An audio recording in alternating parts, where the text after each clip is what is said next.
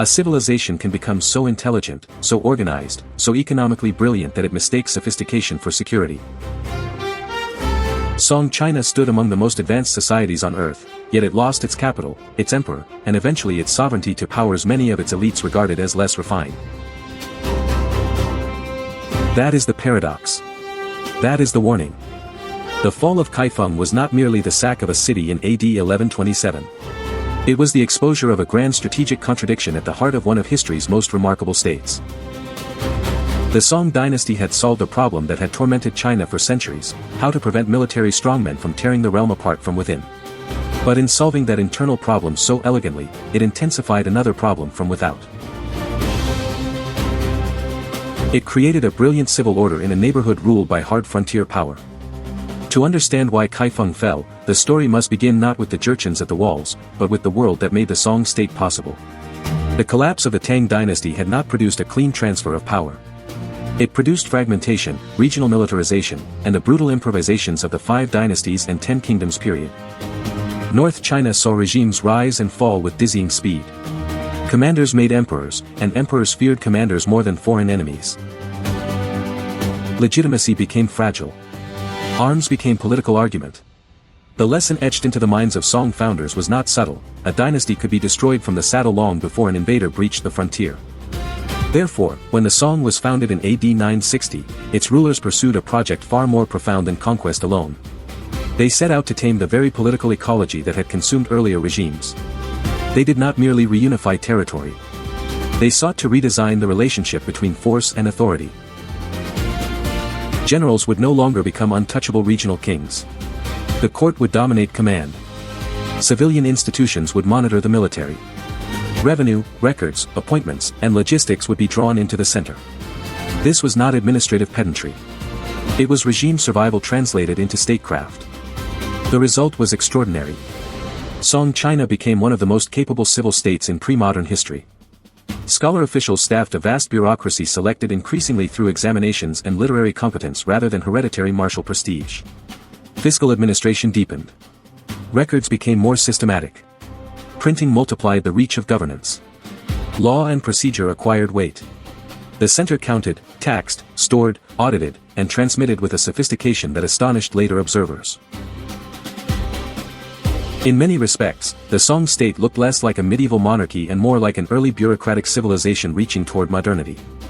But history does not reward elegance in the abstract.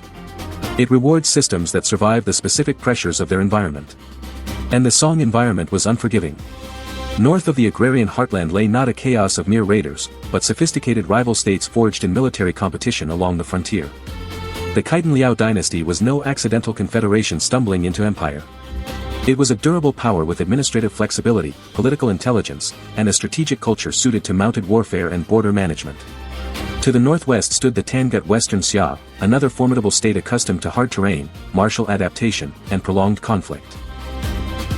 Later came the Jurchen Jin, and after them the Mongols, each building upon the military ecologies of the steppe and the frontier in new and devastating forms. This is the first great principle of the story: Song China was not weak in the simple sense. It was immensely strong in the dimensions it had chosen to master. It possessed wealth on a staggering scale. Its cities, especially Kaifeng and later Hangzhou, were among the great urban concentrations of the world. Its markets were dense and integrated. Iron production expanded dramatically. Coal use grew. Printing diffused knowledge and administration. Maritime trade widened horizons. Paper currency began to appear not as fantasy, but as a rational response to commercial complexity. Whoever controlled the Song realm controlled one of Eurasia's richest tax bases, one of its most dynamic manufacturing systems, and one of its most advanced urban commercial societies. That wealth, however, did not erase geopolitics. It intensified it. A state so prosperous became not a secure center beyond contest, but the central prize of East Asia. Its abundance promised revenue to conquerors, supplies for armies, and legitimacy to rival rulers. Prosperity did not make the Song invisible. It made the dynasty irresistible. The founders of the Song understood enough to know that military autonomy inside the realm was dangerous. Therefore they subordinated commanders to the court, rotated appointments, diffused authority, and ensured that no general could easily become another kingmaker. This was a rational bargain. Political cohesion was worth more than the vanity of martial flamboyance. Yet every bargain in statecraft creates a debt somewhere else. The debt here was strategic responsiveness. A military tightly controlled from the center may be safer politically, but it can become slower, less adaptive, and less confident in the field. Officers who know that civilian suspicion shadows every success may avoid initiative.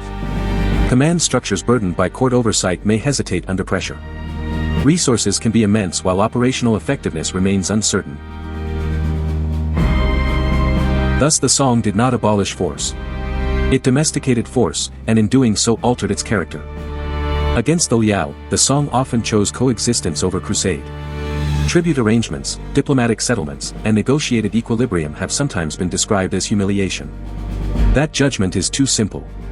The Song court often made a cold calculation that purchased peace was cheaper than total war. The northern frontier could consume treasure and lives without delivering secure victory. Commerce, internal growth, and stable taxation promised greater returns than reckless campaigns. To many Song statesmen, accepting an unfavorable symbolic balance was tolerable if the material life of the empire could flourish. Here lay the second principle of the story: what appears cowardly from the language of honor may appear rational from the arithmetic of state survival.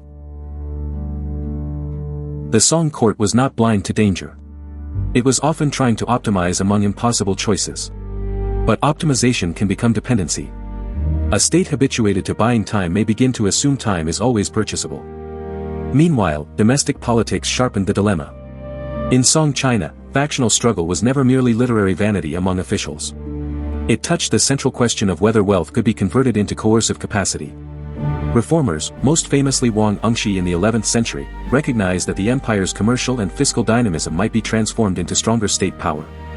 Therefore they pursued policies involving loans, tax reform, more systematic state finance, local defense arrangements, and broader administrative activism.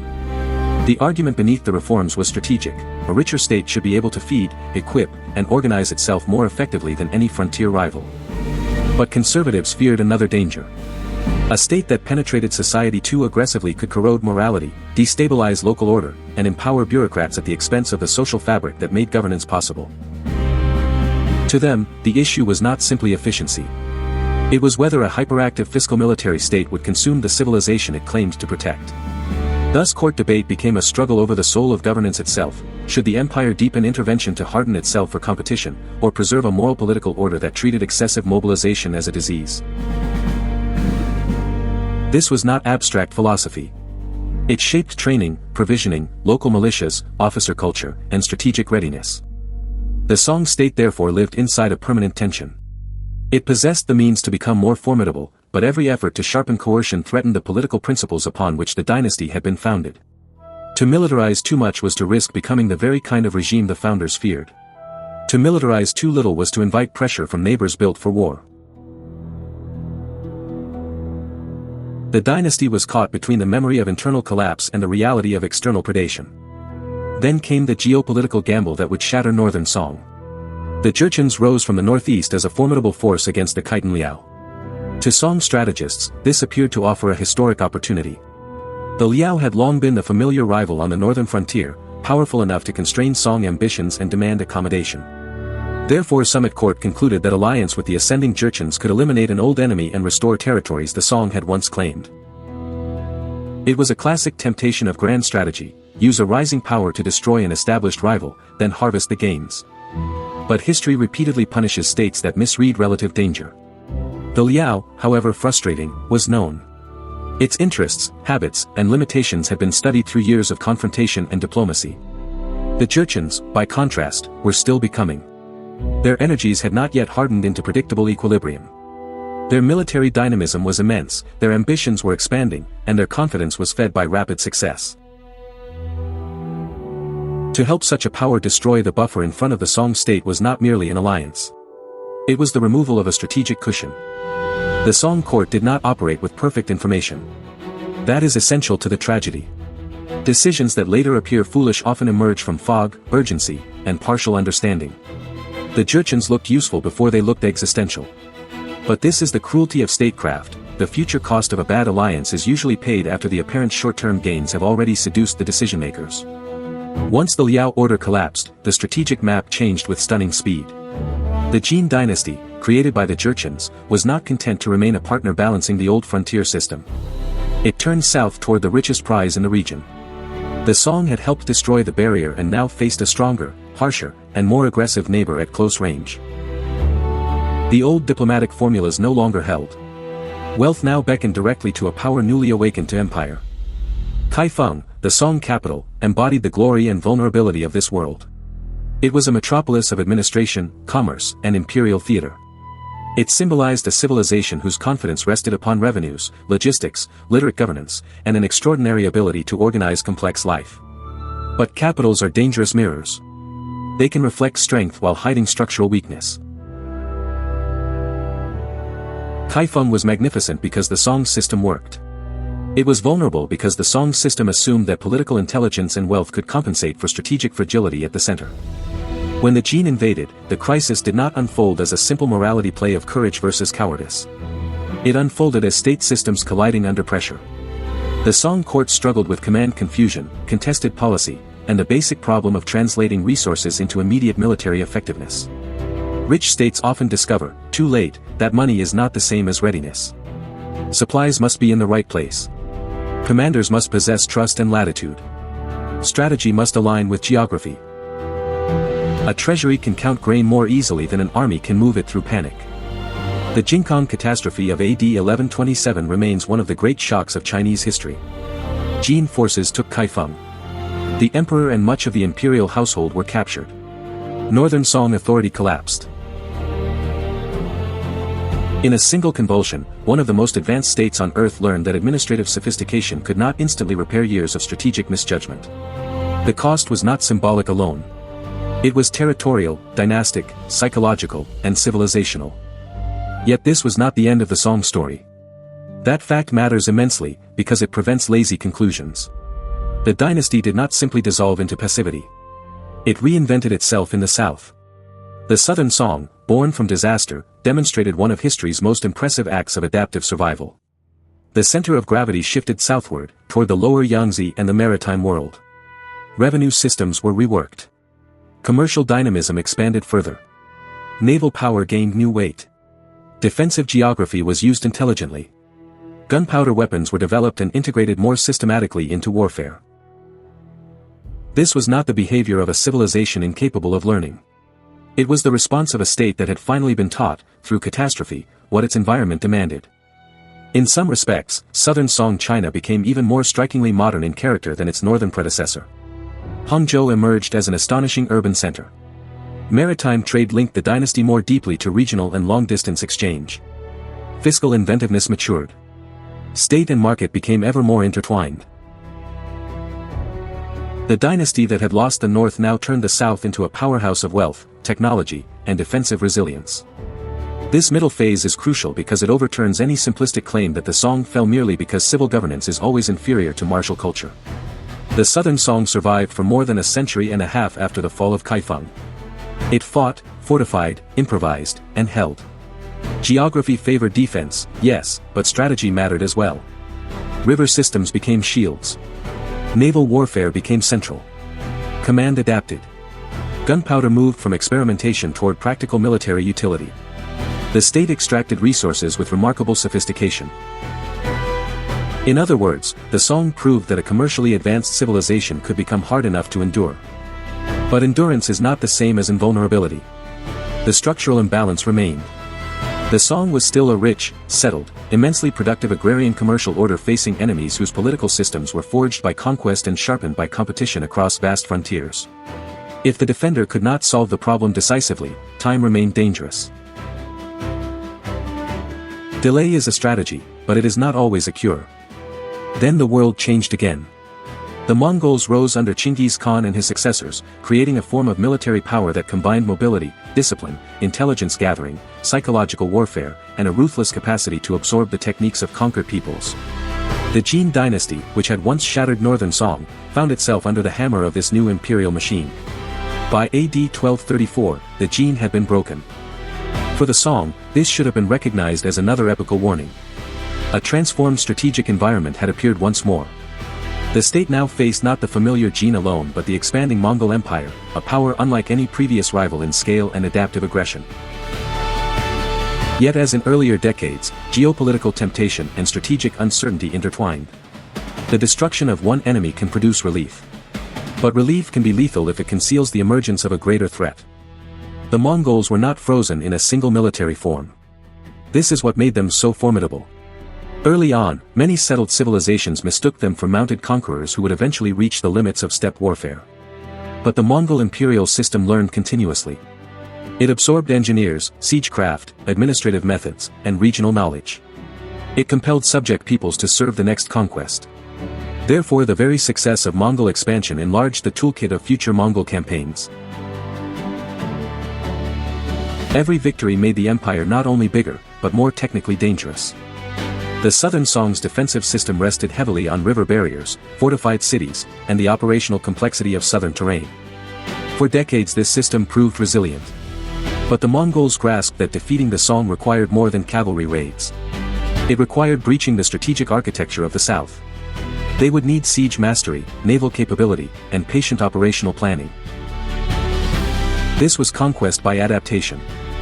No episode captures this better than the siege of Xiangyang from AD 1268 to AD 1273. Xiangyang was not simply another city on a map. It was a gateway controlling access toward the Yangtze Basin, a hinge in a defensive design that had sustained the Southern Song for generations. So long as such strongpoints held, the southern system retained depth. But once that gateway fell, the Mongols could drive into the core with far greater leverage. Xiangyang was therefore a strategic equation disguised as a siege. The defense was stubborn, and the Mongol effort was relentless. Critically, the Mongols employed and expanded advanced siege techniques, including counterweight trebuchets associated with expertise drawn across Eurasia. This detail matters not for theatrical novelty, but because it reveals the true nature of the Mongol war machine. It was not a primitive storm from the grasslands. It was an empire of appropriation, one that converted the knowledge of many civilizations into a unified instrument of domination. The Song faced not only force, but force multiplied by learning. When Xiangyang finally fell, the deeper strategic architecture of southern Song defense began to unravel. The old protective geometry of rivers, fortresses, and controlled approaches no longer functioned as before. Mongol advances into the Yangtze system became increasingly difficult to contain. Song resistance remained fierce in many places, but the balance had shifted. Once the defensive gateway was broken, even immense wealth and administrative sophistication could not easily rebuild a lost strategic position. The final phase of conquest culminated in AD 1279 at Yamen, where the last major resistance of the Song court was extinguished. The end was dynastic, but it was also world historical. One of the most commercially advanced empires of the pre-modern age was absorbed into a conquering order that had learned how to turn mobility into universal empire. The civilization that had reached furthest toward the instruments of the future could not escape the oldest law of politics: power must be defended in the form the age demands, not the form a society finds morally comfortable. That is the larger meaning of Kaifeng and of the Song fall as a whole. The dynasty did not fail because it was backward. It failed, in part, because it was advanced in a way that did not automatically translate into survival against militarized rivals. This distinction is essential. The Song normalized tools that seem strikingly modern: printed administration, routinized examinations, complex urban markets, expanding maritime commerce, paper money, sophisticated fiscal record-keeping, and serious gunpowder development. It built a civilization of remarkable complexity and productivity. But innovation does not become geopolitical power by magic. A state must still solve command under stress. It must still align finance with coercion. It must still maintain political unity when fear and faction sharpen. It must still understand the tempo of the frontier. It must still decide who can act decisively in a crisis without becoming a threat to the throne in calmer times. The Song answer to these questions was brilliant, but incomplete. There is a cruel irony here. Commercial richness often encourages caution. A highly developed society has much to lose from militarization, social disruption, and prolonged war. Therefore its governing class may become exceptionally sensitive to disorder. This sensitivity is not foolish. It reflects real civilizational achievements. But such achievements can generate their own strategic weakness. The more elaborate the social and economic order, the more terrifying the prospect of unleashing forces that could damage it from within. Thus the Song case reveals a pattern that echoes far beyond medieval China. Advanced societies frequently overestimate what wealth, intelligence, and administration can purchase when facing rivals organized around speed, cohesion, and conquest. Interdependence can seem like deterrence. Prosperity can seem like stability. Information can seem like control. But enemies do not always share the incentives that make complex systems appear self-protecting. The verdict, then, is severe. The fall of Kaifeng was not simply the triumph of barbarism over civilization, nor merely the punishment of decadence. Such formulas flatter emotion but obscure truth. The deeper verdict is that Song China created one of history's greatest civil orders, yet never fully reconciled that order with the coercive demands of its strategic environment. It mastered administration but struggled to convert that mastery into consistently decisive frontier security. It feared warlordism for excellent reasons, but the cure carried long-term costs. It bought peace rationally, but repeated reliance on purchased equilibrium narrowed the margin for error. It adapted magnificently after disaster, yet adaptation delayed conquest more effectively than it eliminated the underlying imbalance. The cost was counted in capitals lost, emperors captured, frontiers surrendered, and finally a dynasty erased. Then comes the modern mirror. The Song story feels unervingly contemporary because the same temptation persists in every advanced age. Highly networked economies often assume that sophistication itself is a shield. States rich in commerce, data, finance, and technology may believe that rivals will be restrained by mutual dependence or by the visible costs of disruption. But history keeps issuing the same correction. A determined opponent can simplify its objectives, concentrate power, absorb pain, and exploit asymmetry against societies that treat complexity as both strength and sanctuary. The future does not protect a civilization merely because that civilization appears to have invented more of it. That is why Kaifeng matters now. It is not ancient trivia. It is a case study in strategic fragility hidden inside civil brilliance. It shows how states can become so successful at preventing one category of danger that they become exposed to another. It shows how political systems built to restrain domestic coercion may struggle against external predators. It shows how wealth can buy time but not always safety. And it shows that the most dangerous moment in grand strategy often arrives when a familiar rival is overthrown and a new, less understood power takes its place. The map changes faster than institutions can think. The Song legacy, however, was not annihilation of influence. Its institutions, economic methods, and technologies outlived its sovereignty. The world that followed inherited Song advances in commerce, administration, urban life, printing culture, and military experimentation. In that sense, the dynasty lost politically while winning civilization ally. But history is not obliged to unite those two outcomes. A society can shape the future and still lose control of its own present. That may be the most painful lesson of all. The final reflection returns to the paradox at the beginning. Song China looked forward with extraordinary clarity. It refined tools of modernity before much of the world could even name them. But it could not invent an escape from geopolitics. No civilization, however cultivated, can retire from power competition simply by becoming more sophisticated. The question that remains is not whether brilliance matters. It does. The question is darker, and far more enduring. When a society becomes rich enough to value order above all else, at what point does the defense of civilization begin to hollow out the will to defend it?